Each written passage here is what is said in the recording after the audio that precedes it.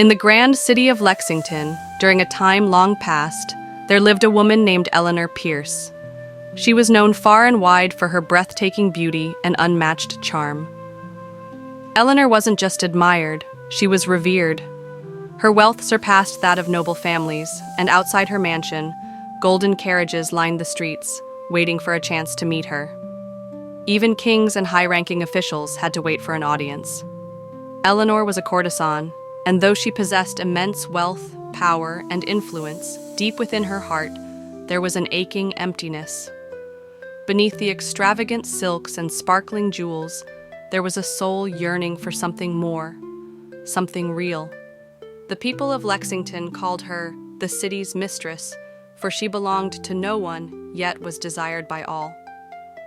One evening, as she stood on her grand terrace, gazing down at the bustling streets below, her eyes fell upon a young man unlike any she had ever seen. Dressed in simple robes, carrying nothing but a small wooden bowl, he walked with an air of tranquility that was almost otherworldly.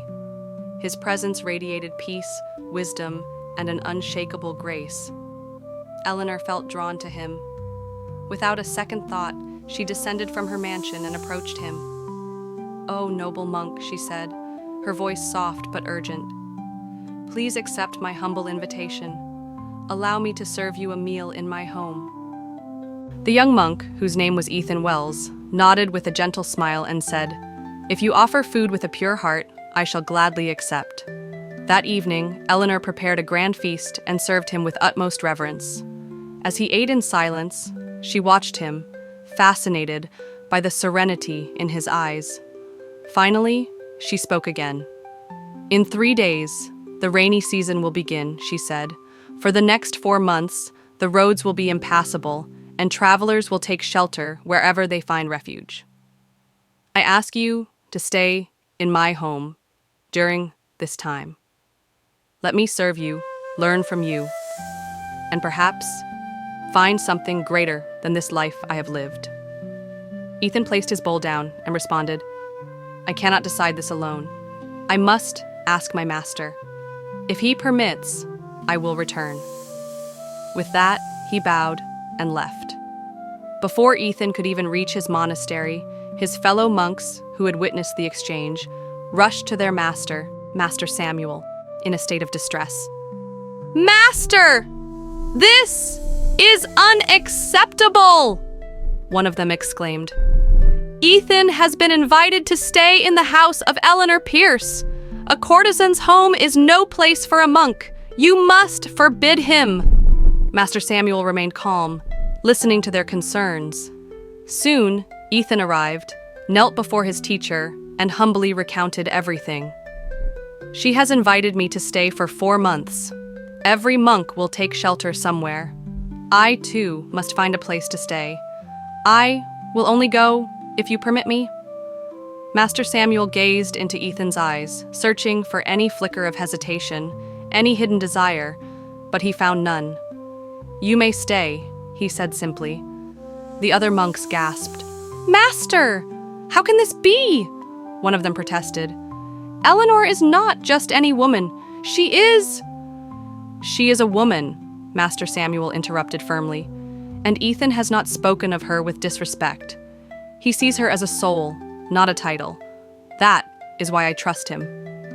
And so, 3 days later, Ethan returned to Eleanor's home, while whispers and murmurs spread throughout the monastery.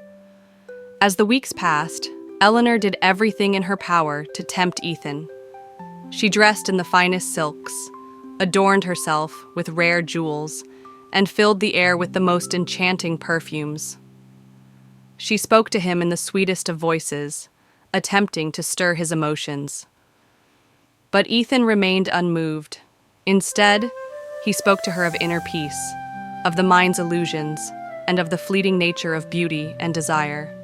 "True love is not of the body," he told her one evening. "It is of the soul. And true freedom is not in indulgence, but in mastery over oneself." Slowly, something began to change within Eleanor. She saw, for the first time, the emptiness of her extravagant life. she realized that the admiration of men had never truly filled the void inside her. 4 months passed, and when the rains ended, Ethan returned to the monastery. But he was not alone. Eleanor followed him, her steps steady, her heart certain. She knelt before Master Samuel and bowed her head. "I tried with all my might to distract this young monk," she confessed, "but instead, he awakened something within me. I no longer wish to live the life I have known. I wish to walk the path of truth. I offer all my wealth to the monastery and ask for guidance." Master Samuel smiled. "True transformation does not come from suppression, but from understanding. You have understood."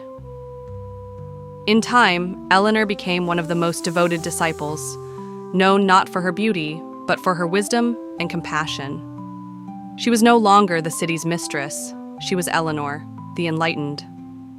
In life, we are often driven by desires, physical, material, emotional. But true strength lies not in indulgence, nor in suppression, but in understanding and mastering the mind. Many seek fulfillment in pleasure, but the greatest fulfillment comes from knowing oneself. The energy we spend chasing fleeting desires can be redirected towards something far greater, something eternal.